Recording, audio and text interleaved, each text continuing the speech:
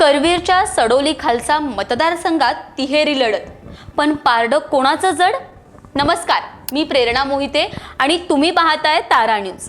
करवीर तालुक्यातील सडोली खालसा मतदारसंघात यंदाची जिल्हा परिषद व पंचायत समितीची निवडणूक केवळ औपचारिक न राहता राजकीय ताकदीची कसोटी ठरणार असल्याचं चित्र स्पष्ट होत आहे.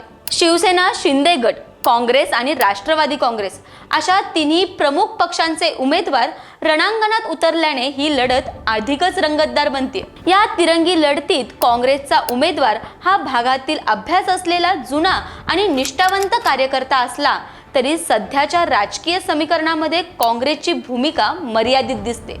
सत्ता नसताना विकास रखडतो हा अनुभव मतदारांच्या मनात खोलवर बसलाय. त्यामुळे केवळ निष्ठेच्या जोरावर विजय मिळवणं काँग्रेससाठी आव्हानात्मक ठरत आहे.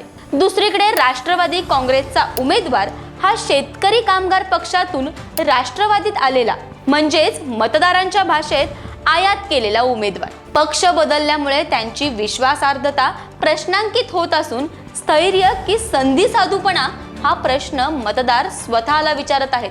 या सगळ्यात शिवसेना शिंदे गटाचा उमेदवार मात्र वेगळ्याच पातळीवर दिसतोय. गेले 10 वर्ष त्याच भागात कार्यरत सामान्य कार्यकर्ता ते उमेदवार असा प्रवास केलेला हा चेहरा मतदारांना नवीन नाही. विशेष म्हणजे या उमेदवारीला आमदार चंद्रदीप नरके यांच्या नेतृत्वाचा ठोस साथ लाभली आहे.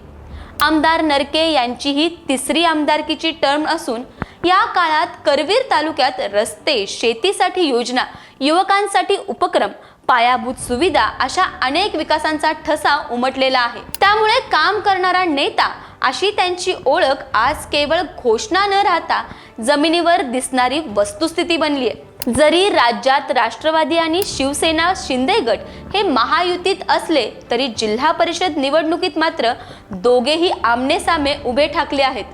त्यामुळे खरी लढत ही राष्ट्रवादी विरुद्ध शिवसेना अशीच रंगताना दिसते. काँग्रेस पहिल्यापासूनच विरोधक असून सध्याच्या समीकरणात ती निर्णायक ठरेल अशी शक्यता अत्यल्प आहे.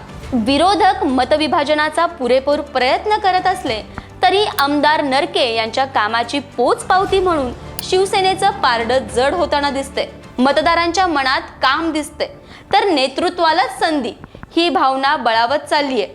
एकंदरीत सडोली खालसा मतदारसंघात काट्याची टक्कर असली तरी विकासाच्या मुद्द्यावर आणि स्थानिक नेतृत्वाच्या विश्वासावर शिवसेना शिंदे गटाचा झेंडा जिल्हा परिषद फडकण्याची दाट शक्यता निर्माण झाली आहे.